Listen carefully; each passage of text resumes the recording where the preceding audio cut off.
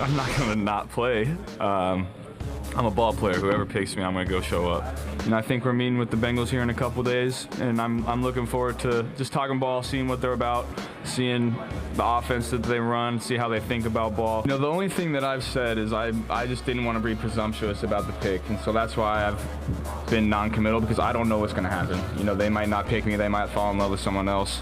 So you guys kind of took that narrative and ran with it, but there's never been anything like that from my end.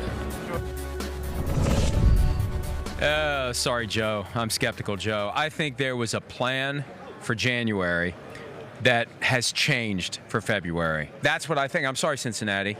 Look, there's a difference between the guy submitting to the process and wanting to play for the Bengals. And the question I posed earlier in the show, Charean, if you made Joe Burrow a free agent and said, Joe, you get to pick where you want to go, do you really think the Bengals are going to be the first team he chooses?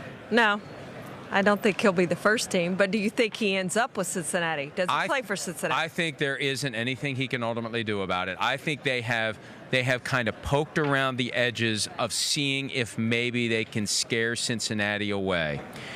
And the public effort, I think they've realized that's not going to work because of people like us who will say, BS. We see what's going on here. We see what you're trying to do. We're going to read these tea leaves, which aren't all that difficult to read. When Joe Burrow says, I'll play for whoever wants to pay me, then Carson Palmer says the Bengals aren't committed to winning, then Joe Burrow hires Carson Palmer's kid brother to train him, and then Joe Burrow says, I want to be the number one pick, but I want to play for a team that's committed to winning. Not all that hard to figure out which way this thing is moving. They've backed off of that now because he ultimately has no control, right? He has to submit to the process. He's not going to sit out a whole year and give up $36 million fully guaranteed over 4 seasons.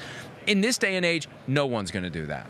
And I'll tell you this, I was at his press conference yesterday, and he looked like he was heavily coached on his answers yesterday. He had all the right answers. They were different from a week ago in Fort Worth when he was there for the Davey O'Brien Award, and he talked about, I have leverage. He backed down on that. He said, well, the leverage I was really talking about was at the combine. I'm not going to work out. That's not leverage. He never mentioned that in his quote. Yeah, I mean, maybe he's young and he doesn't understand what leverage means. Yes. It's not leverage. It's personal preference. Yeah. And there's no reason for him to work out at the combine. He's going to be the number 1 overall pick. I mean, that's not a leverage play. That is a smart business move. So anyway, I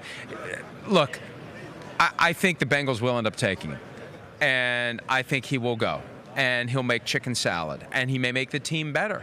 But I think it's fair to conclude, based on the signals we were getting in January, that there was the beginnings of an effort to see if they could maybe get the Bengals to conclude it's in their best interests to trade that pick to someone else. And they still may. He makes so much sense for the Bengals. The fact that this is an Ohio kid, he won the Heisman Trophy, he would just generate a lot of excitement. You talk about ticket sales. He's going to sell tickets in Cincinnati, which needs those ticket sales. He's going to sell a lot of jerseys in Cincinnati, which needs that.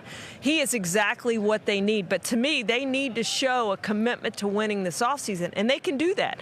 They can do that in free agency. They can do that by committing to build an indoor practice facility. There's a lot of things they can do to say we are committed to winning. We're not the team you think we are. And the key is, when it comes to drafting Joe Burrow to show that commitment to winning, it doesn't cost you any more than it would if you draft someone else. And that sensitivity to expense is one of the reasons why the Bengals have been regarded as a team that isn't trying to win. That's what stunned me about the reaction from so many Bengals fans. And I'm encouraged that many Bengals fans care. It's like, okay, now go buy tickets. Yeah. Where are all of you on Sundays? Because there's just a sense of apathy around the team, and the reaction to this, I think, fairly obvious conclusion that maybe Joe Burrow doesn't want to play for the Bengals, and there's nothing he can really do about it, but he still can have a personal preference to play elsewhere. Just pointing that out, for that to cause so many Bengals fans to get up in arms, I'm encouraged that maybe they aren't that far away from turning this thing around, even though they were bad enough last year to earn the number 1 overall pick. And they're ready to win. I mean, you know, Zach Taylor said we wouldn't be here if we weren't committed to winning. They want to win, but this is a team that hasn't won a playoff game since 1990. It's been a really long time.